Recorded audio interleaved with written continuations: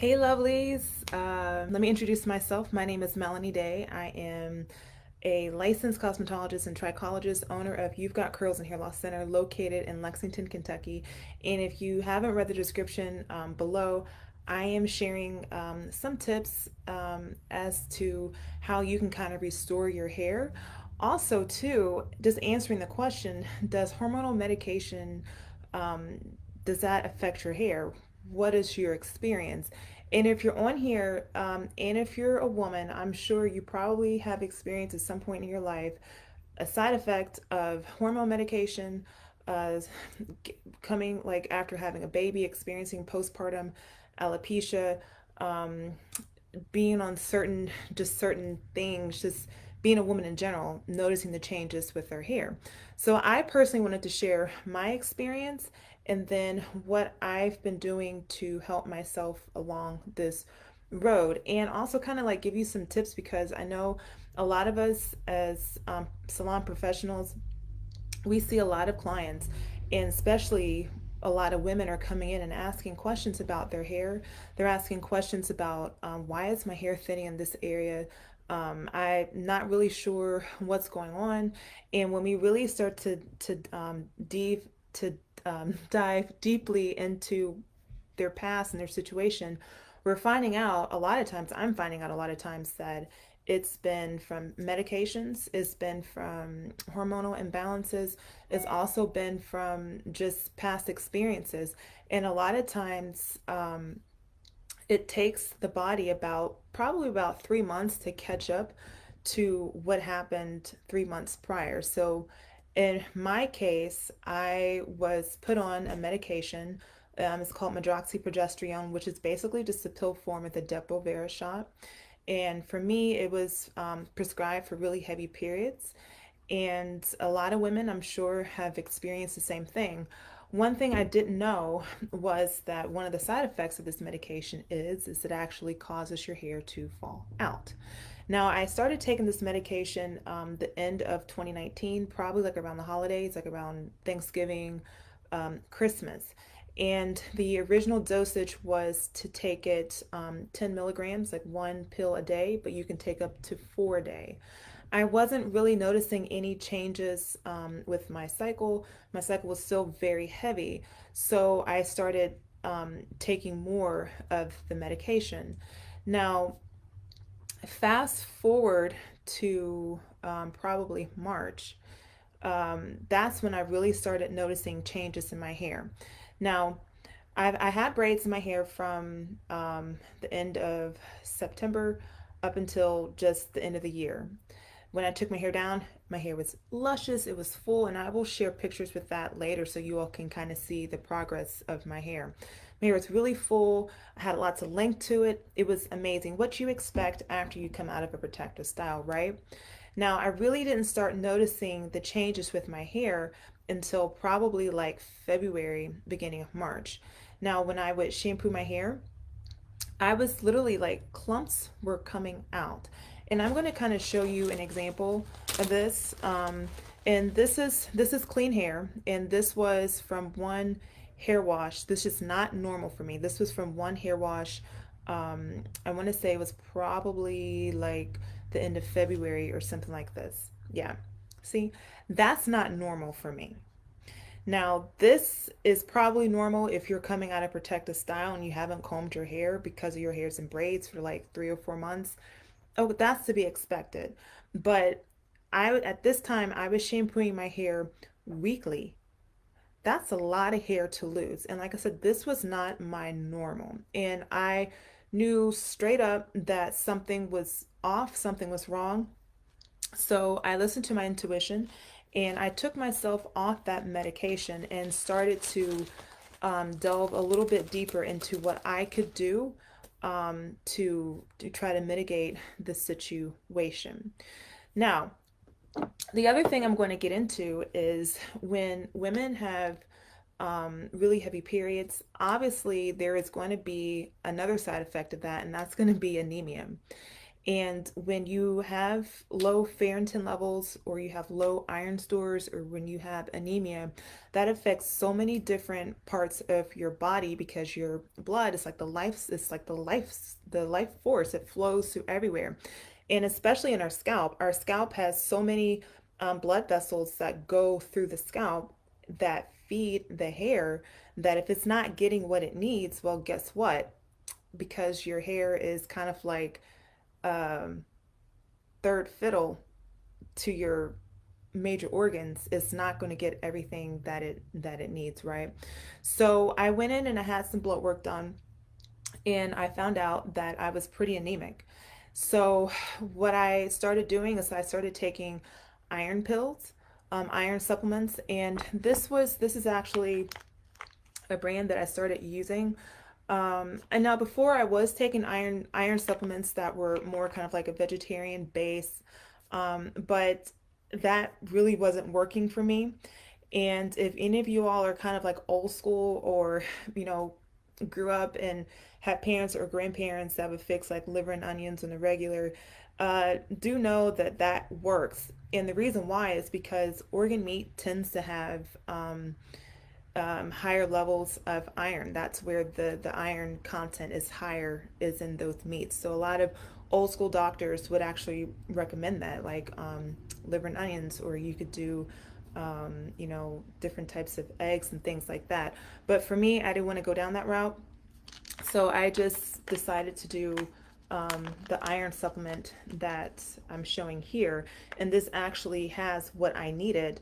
So when you take your iron, make sure that it has also like the other vitamins in it too, like the vitamin C, um, the B vitamins, because that helps your body to absorb. Like, you just can't do straight iron by itself. It needs other iron or other vitamins and minerals together to help bind it for your body to be able to consume it. So I've been taking this since the beginning of the year. My iron levels miraculously have gone up, which I'm very happy about. And then I've also, from blood work, I also found out that I was very deficient in vitamin D. Most people of color are deficient in vitamin D. That is a known fact, especially people of African descent, or even like Hispanic, Latino. That is a fact that we are vitamin D deficient, and especially in light of COVID, most of us have been inside, and we're not getting the doses of sunshine that we need on a regular basis. So, with being deficient in vitamin D, that also plays a factor with your hair as well, which I didn't know. So, these are all things that I'm learning, and I learned about myself. And so, I wanted to share that to you as my fellow salon professionals, because you will have women sitting in your chair that will be experiencing the exact same thing, and you don't want to feel helpless. Like, you want to be able to help them. So, for me, because I had my levels checked, it was recommended that I take vitamin D. Actually, vitamin D is a hormone. It helps to stimulate other things in your body. So, if you don't have vitamin D, if you are deficient in vitamin D, if you suspect, you may not know, this is a test that most doctors won't test for. You sometimes have to ask for it. And if you happen to work with a really good PA or holistic therapist that kind of focuses on things like this, a lot of times they will be the ones that will pick it up. And for me, that was the case. It was a holistic practitioner that picked up my deficiency in vitamin D and had the labs ordered, and that's what we found out. So I'm taking this. Now, last night, well, actually 2 days ago, I just took down a set of box braids I had in for the summer. And let me tell you that my hair has come a long way, because before, I really wasn't able to do anything. There was a lot that I wasn't able to do with my hair. I mean, my hair had broken off so much, you all, so much, that I couldn't twist it. It had broken off at the root. I'm just going to see if I can show you pictures, and if not, then I will actually post something later, so you can kind of see how far I came and everything that transpired. So I'm sharing my story with my community to let you all know that yes, when your clients sit in your chair and they're telling you their story of their hair going through changes, or they just can't understand why their hair is thinning all of a sudden, don't be afraid to ask questions, and don't be afraid to look into the possibility, especially if it's a woman, look into the possibility of hormones, because hormones play such a huge factor, and we're so sensitive when it comes to our hormones. So for younger women that are on birth control, that are on IUDs, that are on Depo shots, that are doing anything like that, just know that that is more than likely is going to be a side effect, is the hair really thinning or the hair coming out.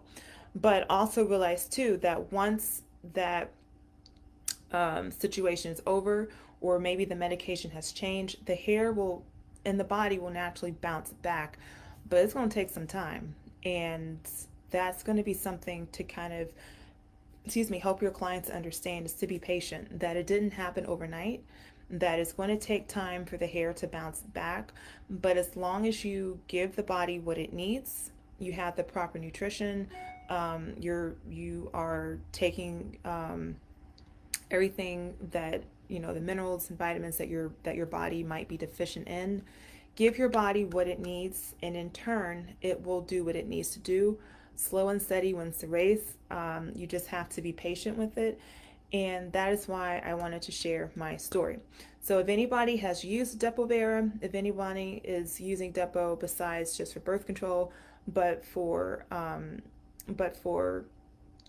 periods, just be mindful that that is one side effect. And if that is a side effect that you are not cool with, talk to your doctor about it and ask if you can be put on something else. Or you could be like me, like, hey, you know what, I'm going to take myself off of it and just do something else. And I am the type of person that studies, that researches, and takes my health into my hands and in control, and asks questions and looks for alternative answers that aren't as invasive. I don't really care for a lot of chemicals in my body, as far as with medications and things like that. If there's something that I can use that's different, that's not as harsh on my system, by all means, that's my first choice. But if I'm past the point and I need something more aggressive, then that's where I will go. So I'll end this segment. If you all have questions, please leave a comment. Let's get this conversation started. A lot of women are really struggling with their hair right now, and we as salon professionals, we have so much influence that we can help our clients to sit in their chair, give them their confidence, give them answers, direct them into the right direction of where they need to go. And a lot of times we see things before their medical professionals see it, because we see them on the regular. We see them once a month, every week, every so many weeks, and we can gradually see the changes with their hair. And let us be mindful and not be afraid when these situations come up. So I encourage you to do your research, to read up on how hormones affect the hair, to read up on how anemia affects the hair, and to read up on how different disorders affect the hair, especially with women. Let's get a conversation started. I'd be more than happy to talk about it, because that is my wheelhouse. I love it. I eat, breathe, sleep it all day, every day. But yes, so I just wanted to share that with you, and this was my progress. But listen to the full story instead of fast forwarding through everything. And yeah, leave your comment below, share the video, and definitely Melanie Day with You've Got Curls and Hair Loss Center, located in Lexington, Kentucky. Website is www.gotcurls.com, GOTCURLS.com. Until next time, smile, keep smiling, showing kindness, love. See you next time, everybody.